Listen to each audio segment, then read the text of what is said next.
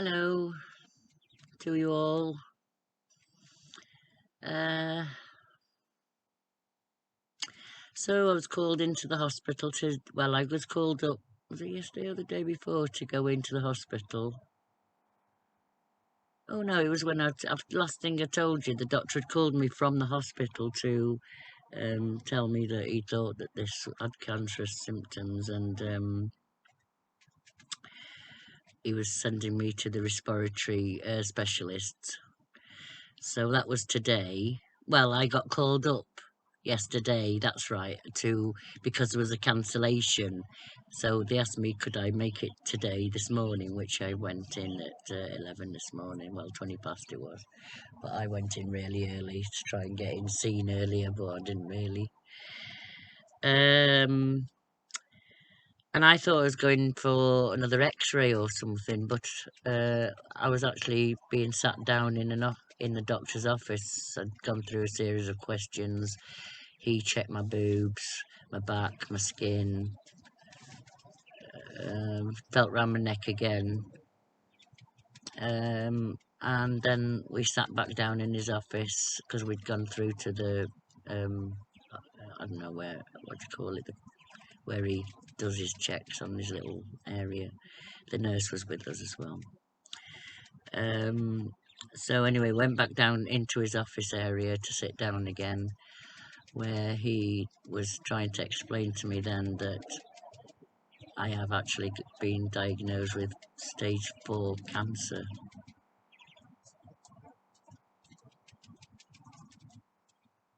Stage 4.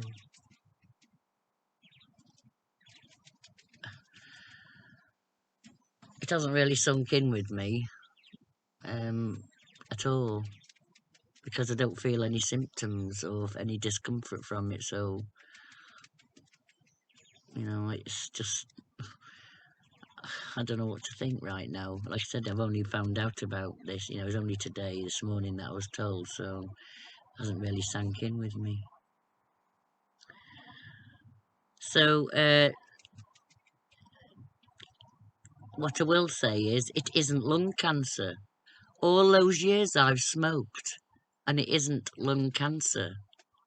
The cancer has spread up to my lungs, but it's dotted around in lots of areas. He said it's up here, and obviously there's something in my head here, but yeah, it's stage 4. So these are all secondary growths, and I've still got to find the source of it all, which now I've got to go for more tests and investigations, which requires more unpleasant cameras. And I've never had anything near that part of my body in my life, ever. So that isn't going to be a very pleasant experience in the slightest, and I'm not looking forward to that at all.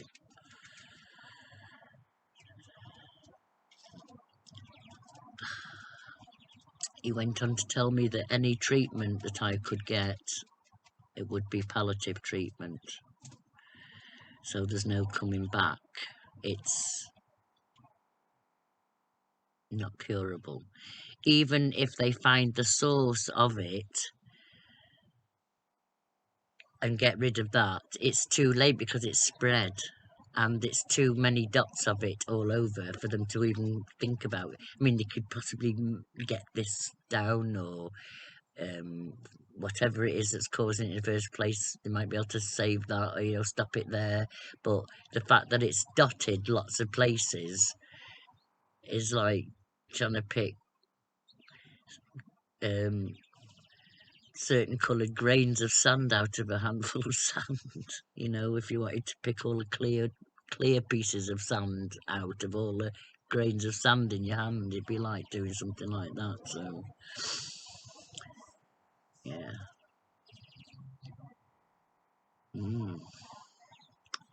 So yeah, it's not really sunk in. And while I feel nothing, and while I'm feeling well, I don't know what to think right now.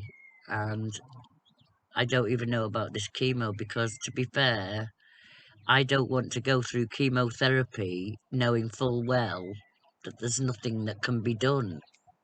It's too late. All it's going to do is prolong things and make me ill. So there's no point while I'm feeling nice and well for me to go and get this chemotherapy to make myself ill, to get worse eventually, because it's not going to make the cancer go away. So I don't know why or what it's about. I mean, I've got to go and chat with a woman, because I said to him I wasn't sure about having any treatment, and he said, well, I need you to go and talk to a doctor first before you make any decisions, because she'll explain it properly to you, but please don't say no until you've spoke to her. But we'll see. I'll see. I don't know yet, but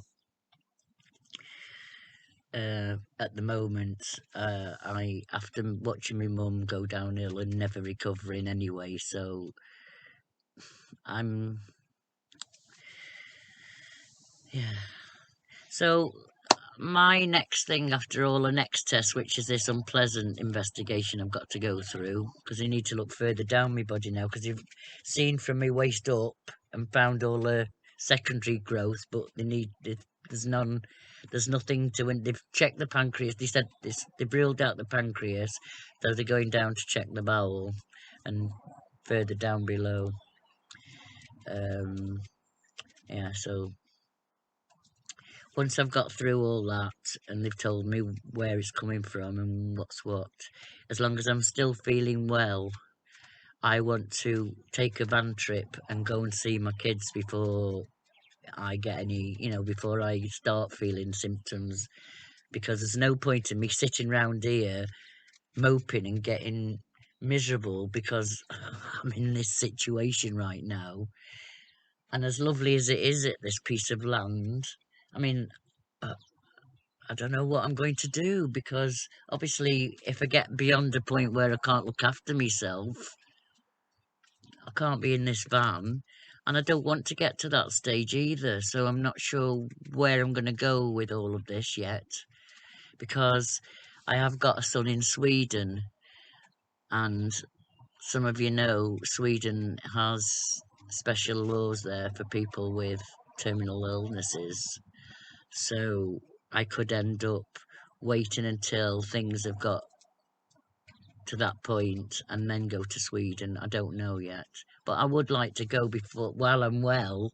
I can easily drive down to, because I've got a daughter in Oxford and another two of my children live in the Weybridge area near London, so I can go down in the van to see them three down there. I mean, they could all come and see me, but I've got nowhere to put them up, have I? Because I live in the van, so it's not like they can't. There's nowhere for them to be if they come up, really. So that's the only reason they haven't been up to see me. So I thought I'd go down in the van while I'm well to go and see them all. But then I've got me one in Sweden, and I'd like to drive there because Amy's with me. She's got a passport, so I mean, I don't know what to do. I want to go and see him before anything as well, really. Definitely need to go and see him. So anyway, that's my situation at the moment, and my news. Pretty shocking. I've took it strangely because it's not sunk in. Not upset particularly at the moment. I am, and I'm not. I'm not crying or anything, or feeling, I don't know. Anyway, that's it. That's the news. So we have got a little bit more to investigate yet, but the main news is stage 4 cancer.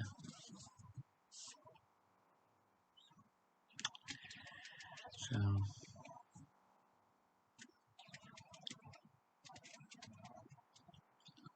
it all changes again now. I have got something to, at least I'm at a point where I can plan a bit now, rather than just sit around in limbo. I need to plan quick though, eh? So So anyway, till next time, because I dare say with me, I'll depending on how it's going, but I probably end up vlogging or whatever I'm doing, you know, logging how I'm going and what I'm doing and how I'm feeling. We'll see how far it goes and see how well I am. So yeah, so that's the news. So I'll be back. So see you soon.